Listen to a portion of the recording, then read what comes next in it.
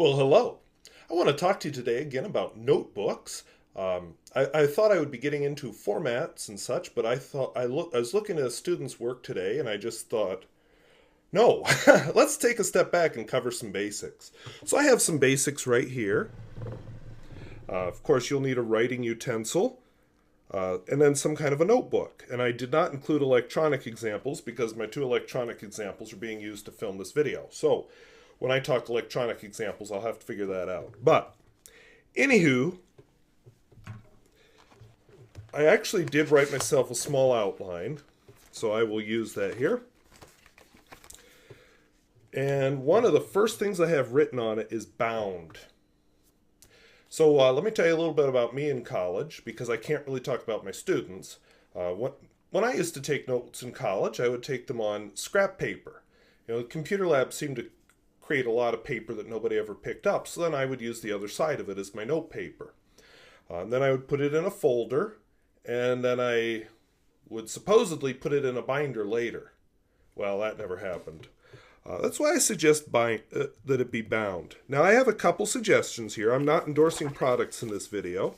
One of them is this is a what's called an Aqua Drops, and I seem to have put the double cover on. It's a twist ring note. This is kind of neat because you can just kind of pull it open. So you have the compact features of a regular notebook, and yet it is also a binder, so you can take paper in and out. This is another one. This is a Kikuyo Campus notebook. Has some personal stuff in it, so I'll just open to a blank page. But the idea is you just pull on this puppy up here, or push it actually, and then it springs open and you have notebook paper.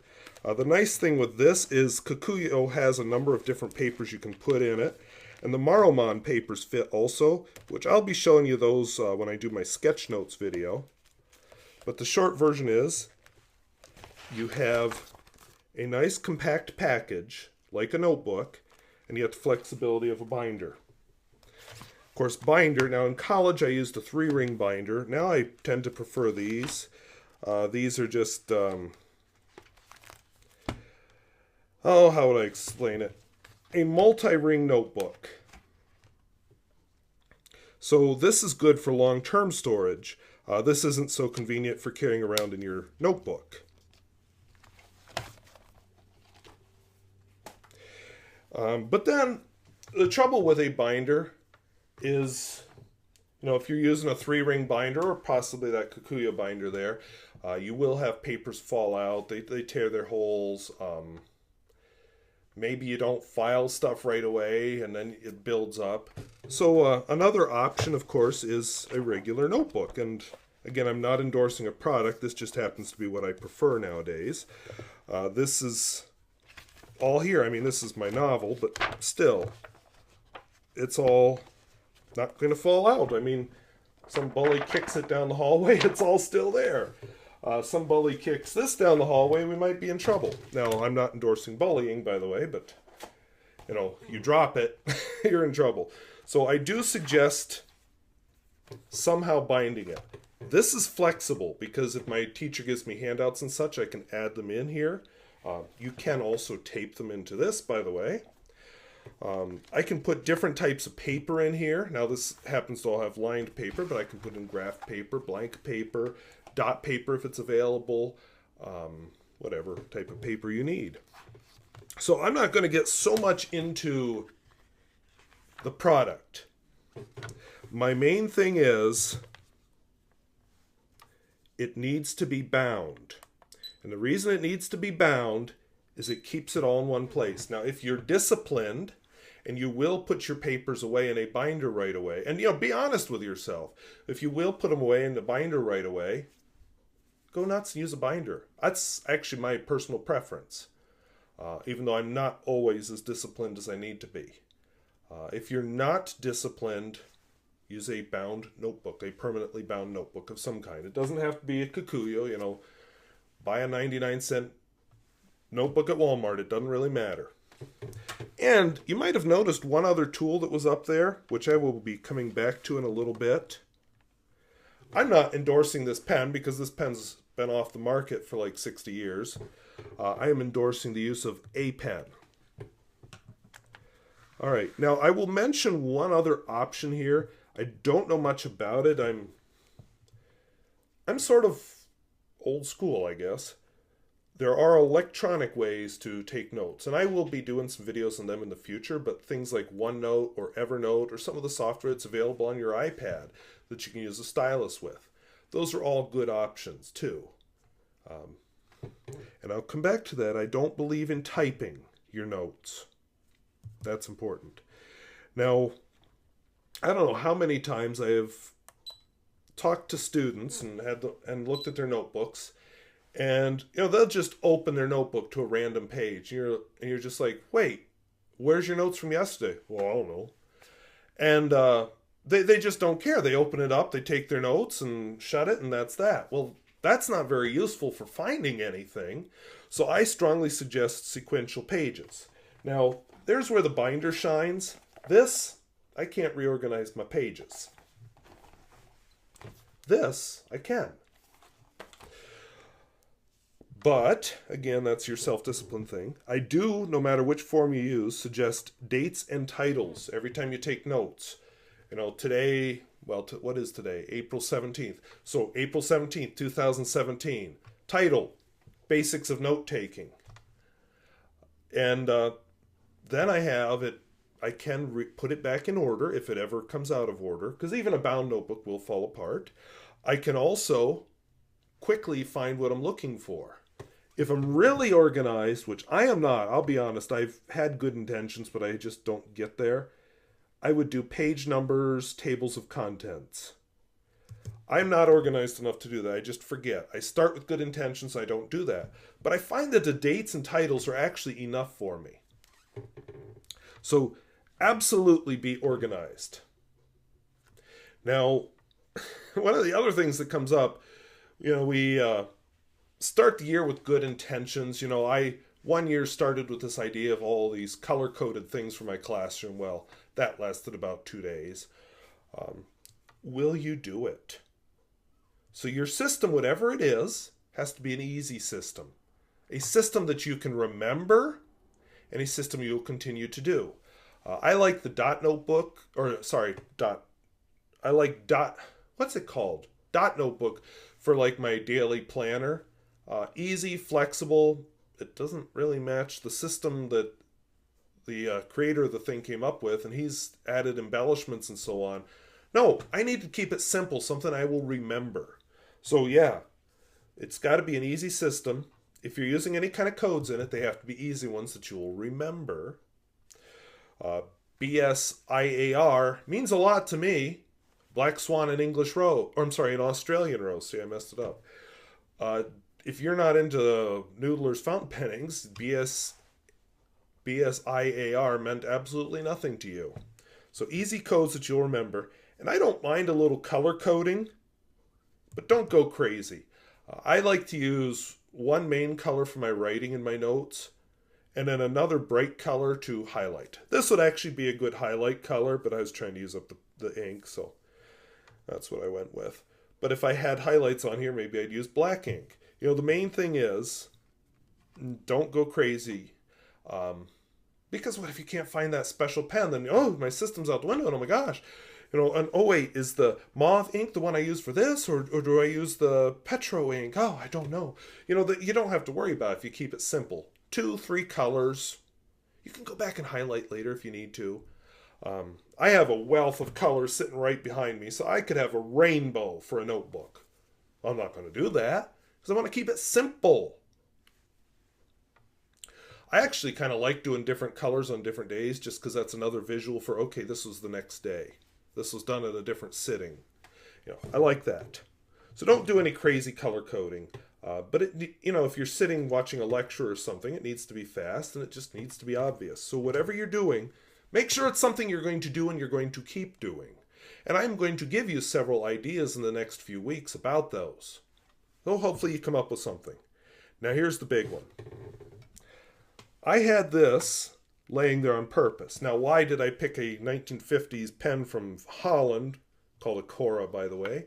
Well, because that's the first pen I grabbed out of my pen case. Because I just inked it up and I got it working, so I was excited. But I really suggest your notes be handwritten. I absolutely do not suggest you tape record. That's a terrible way to take notes. Yes, you can replay the professor and so on, but ugh. Will you take notes later? Will you pay attention in class? Or is that now, oh, I don't have to pay attention because it's all there? I, for a while, tried putting my own notes online for my students. I found out for some of them, well, then I don't need to take notes or pay attention because it's all right there. And then they'd complain later that my notes weren't helpful. Well, I know, because you didn't get the context, kids, because you weren't paying attention. So, handwritten notes. They are more flexible, for one thing. I mean, try doing an organic molecule or something. I was going to draw one, but decided not to embarrass myself because I'm not an organic chemistry teacher. Try drawing an organic molecule or solving an equation or doing a diagram typed. Good luck. So handwritten is more flexible. Here's the big reason I actually recommend it. It's easier to remember. Because what you're doing is you are actually processing it as you take notes.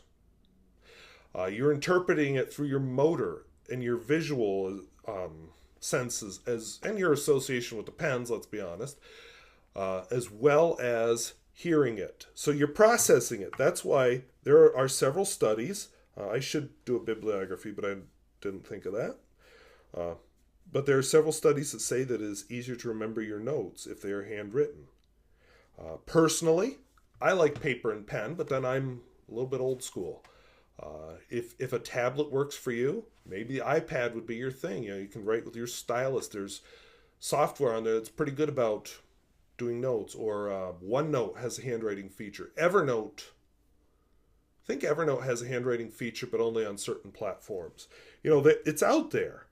Whatever works for you, but handwritten, not typed. You don't do the processing when you type. And the processing is a big part of it because of this last point I'm going to bring up. But I'm going to mention one other. This one I'm a little uncomfortable saying, but rewriting your notes, you're really wasting your time unless your teacher is so scatterbrained, disorganized that to make any sense of it, you have to go back and rewrite them afterwards in a way that makes sense to you. I would suggest do your notes right the first time. If you're going to do something else to study, put it in a different format. Maybe a diagram to link the ideas together. Maybe you want to do a Feynman thing, which that's going to be an upcoming video. Something like that. But don't take your notes the idea of rewriting them. I know people who would type their notes after they took them in class. Well, okay, maybe that helps you study, but is that the best way? For me, I don't think that's one of the best ways to learn stuff. Others would disagree with me. Up to you. I would say if you're going to rewrite, do it in a new form. Unless, like I said, your teacher can't teach and it's just a disorganized smorgasbord and you're like, okay, we'll make sense of it after class. I've had those teachers. All right, now probably the most important thing with notes. Note-taking is an active process. When I say that note-taking is an active process, I mean that's why I don't want you recording the lecture. I think cassette tapes are pretty much out of vogue now. That was kind of the thing when I was in college. But, we all, except for me, we all carry a cell phone around. I don't own a cell phone. Yeah. But most people carry a cell phone around with recording utilities. You can even do video with them. Well, that's very passive. Unless you're disciplined enough to take part in the class actively without taking notes, don't do that. Because you'll start relying on them and find out you really can't. So what I mean by active is when you're taking your notes, they're not verbatim. Now, there's some exceptions to that. Exact definitions and formulas, yes. But we're trying to summarize what are the main points and ideas. Put it in a format that makes sense for you. Here's a big one. Interpret it as you take notes. And some of the forms of note-taking I'm going to talk about are more suited for this than others. But you have to be engaged in the class. And I'm sorry, a lot of teachers aren't good at promoting engagement. This video, good example of that. I'm talking to you, not engaging you, unless you're choosing to be engaged. Because that's the weakness of video, and that's why I don't see a future for education being totally online. That's why we need flesh and blood teachers to engage us. But it's got to be active. And don't be so fixated on getting every little note down that nobody's paying attention. I'll tell you a little horrible thing that I did as a teacher once. I noticed a student was just jotting down everything I said. So I started talking about writing notes about how she was taking notes. You don't do that. That's mean. But, and I'll bet she doesn't even realize that she's copying this down. I said that as part of the notes. And it was about 3/4 of the way through that she said, "Wait a second." She wasn't even processing. Now, I was hoping to make the point about, pay attention, but, in the process, I picked a student to humiliate. Don't do that as a teacher. But it does illustrate, just because you're taking notes, just because you're a teacher and you see your little kids taking notes doesn't mean they're paying attention. It's got to be active, and you have to be processing it. Interpret it as you write. Maybe write questions. One of the forms of notes I'm going to talk about, the Cornell notes, is got a whole section devoted to that. So I'm going to close there. Next week, I will be looking at one of the most basic, obvious, common forms of note-taking, which is outlining. But don't expect me to talk about your elementary teacher's rigid Roman numeral outlining. I'm going to go a little bit more nuts than that. So hope this was useful, hope it was interesting, and hope this is getting you using your fountain pens and in the act of writing. And not just buying fountain pens, but using them. So until then, we'll see you later. Bye-bye.